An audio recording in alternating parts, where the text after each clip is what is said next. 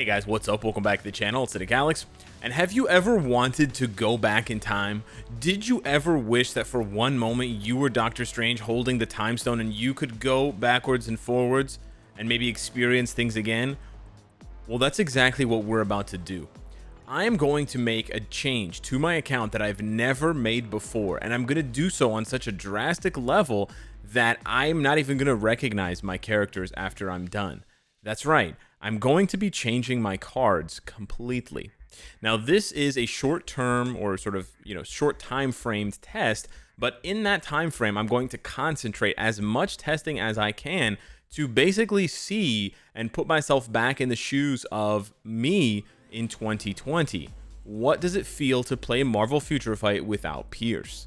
Yes, we're going to be taking all 5 of these cards off, and I'm going to be equipping 5 completely different cards almost, that have 0 crafted stats whatsoever. So not only am I going to lose 25% Pierce, but I'm going to be losing a lot more than that. And the goal is to basically see how much harder things get and to get a baseline for how challenging the game is and how far I can go with just those 5 cards equipped. Because as complicated as Marvel Future Fight is, and as many different parts of a build in your account goes, the cards really make up a large portion of that. I would probably say the majority of it when it comes to your character's power level. So we're gonna see, if that changes and everything else stays the same, where do I end up? How far and where are my skills going to take me? So let's get into a little bit more of a detailed breakdown here. This video is just going to be sort of detailing what's going to happen, and then I'll be releasing subsequent videos throughout the next couple of weeks showing you exactly what happens when you go from 25% Pierce to 0% Pierce, of course, because you guys have been seeing for the past while how good, this much Pierce is. Now let's go back and see how good the regular amount is, especially with newer characters. That's the thing I'm most excited for. How are new characters holding up without this sort of, being the wind beneath their wings? So if we take a look at this window here, these are my 5 cards that I have equipped right now with my exact stat totals. And this is going to be important because we're going to compare these stat totals, right? The 100% all attack, yada, yada, yada, to these other 5 cards that I'm going to equip. And so I'll show you the 5 cards now. The 5 cards that I'm going to be equipping, it's actually pretty funny.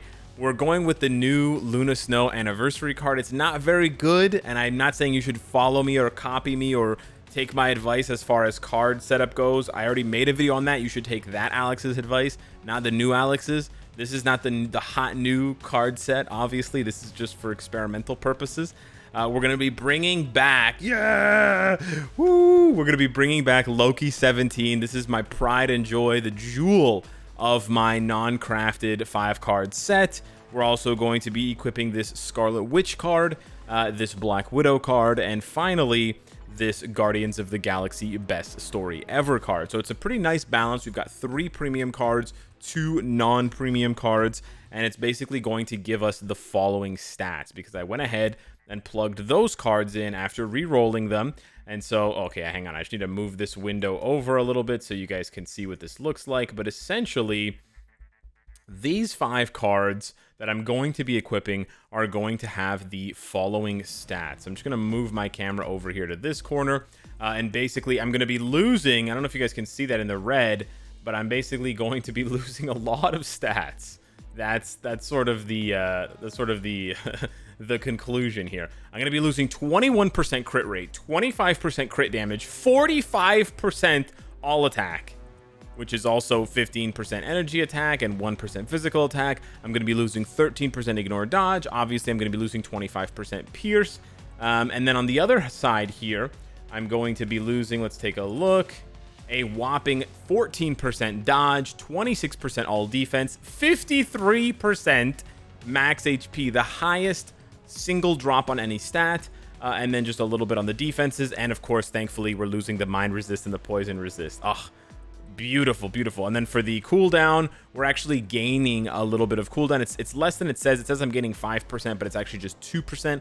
For some reason, the other side of the card calculator does not calculate the 3% collection bonus. So yeah, the short story is I'm losing a lot of stats. Basically, the only stats that I'm keeping relatively the same or sort of in an important way similar are cooldown and ignore defense. That was the main goal, because I don't want my characters to be crippled, so I'm going sort of back to basics with my 5 cards. These are not the best 5 cards that I could have swapped to. Obviously, if I had, you know, a non-crafted version of this card, a non-crafted version of this card, I would have integrated them, but these were the 5 cards that I was able to come up with in the time that it took me to come up with this idea until now. And I'm running out of time to do this testing, so we're just gonna wing it with what we have. I think this is a really good microcosm and a really good reflection of what sort of just an average player would do, right? They would get a few premium cards from the chests or whatever, and they would get some non-premium cards, and then they would just equip them, and they'd be like, hey, this seems like a pretty good set, and I'm just gonna play the game. And so you'll see exactly what that looks like. But now, let's do it. We've waited long enough. Let's actually unequip these 5 cards. It's time to say goodbye. Yeah, and then see where that leaves us. So we're going to unequip all 5 of these cards. I'm still going to be in my alliance. So for those of you wondering, I'm not going to be losing that those stats. I highly recommend that you never, ever, play Marvel Future Fight without being in an alliance, because the stat totals that you get from that are... Oh, no. What did I do? Okay, okay, woo.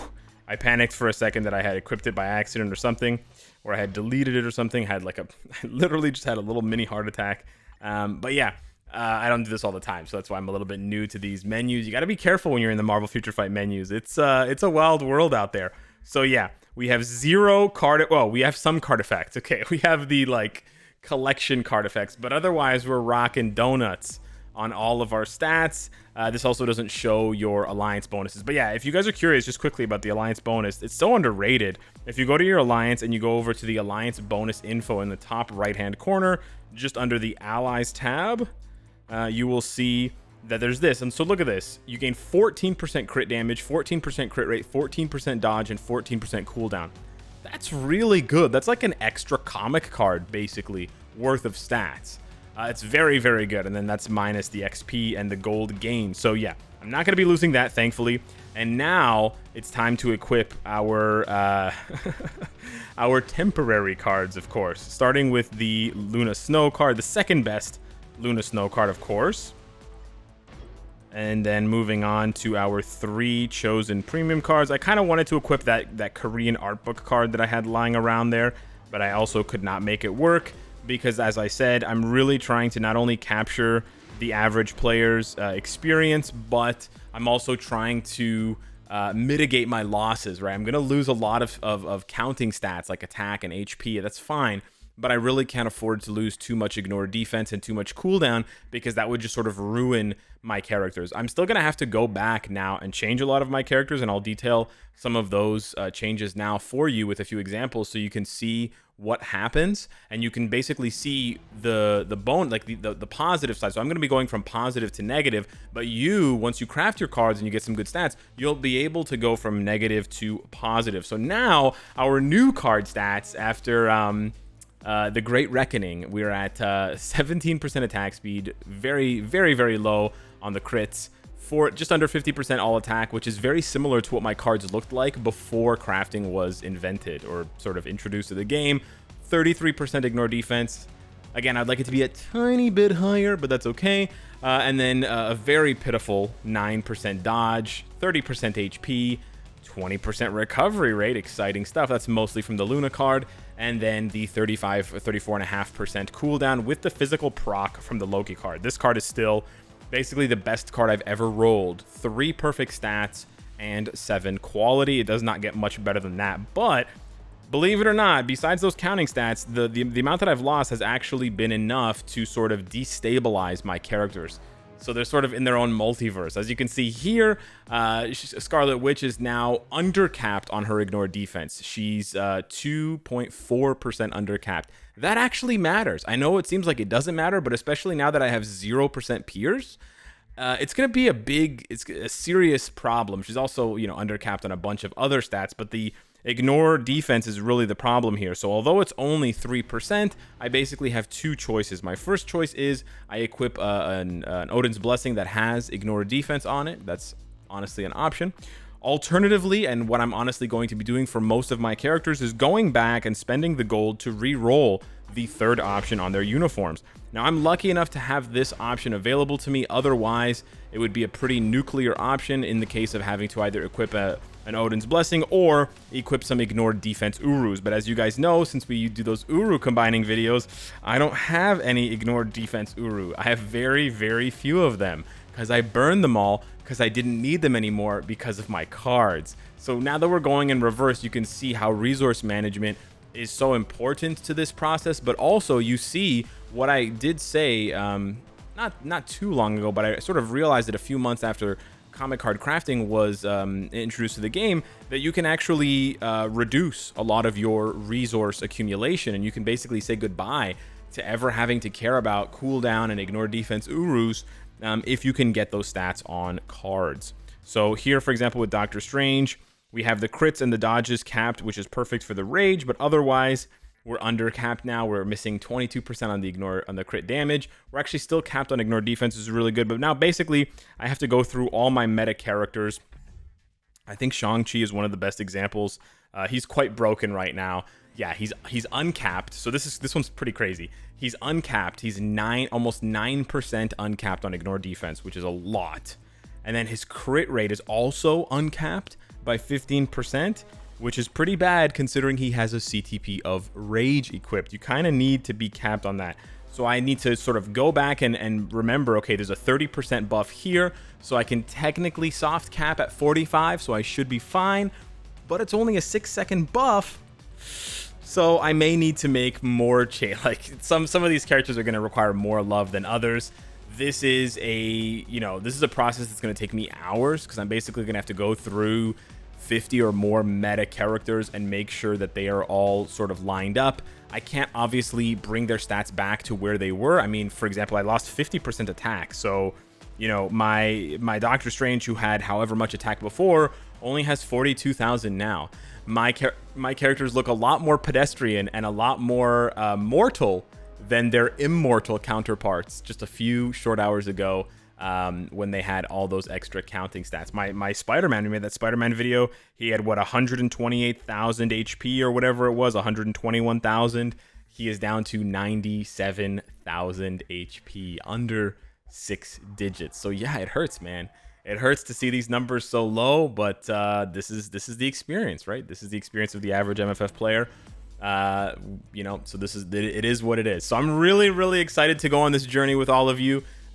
Please check out the content, because it'll let me know that not only I'm doing the right thing, but also that it'll be there and it'll always have a presence for other players who need it, right?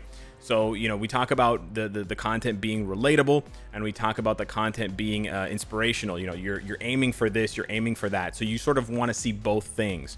Well, I gave you guys the things that you want to aspire to, as far as like, you're trying to build and aim for this content or that content. You want to clear this stage or that stage. Now we're going to cover the relatable part, and we're going to see in 2022 how far this is going to take us, and it'll be a nice snapshot in time for the rest of the MFF history. I don't know if I'll want to do this again afterwards, but I should make that decision after we go on the journey, not before. So yeah, hit me up in the comments down below. Let me know what you think of this endeavor. I'm excited, a little bit nervous. Thanks so much for watching. Smash the like button, and I'll see you in the next one. Take care.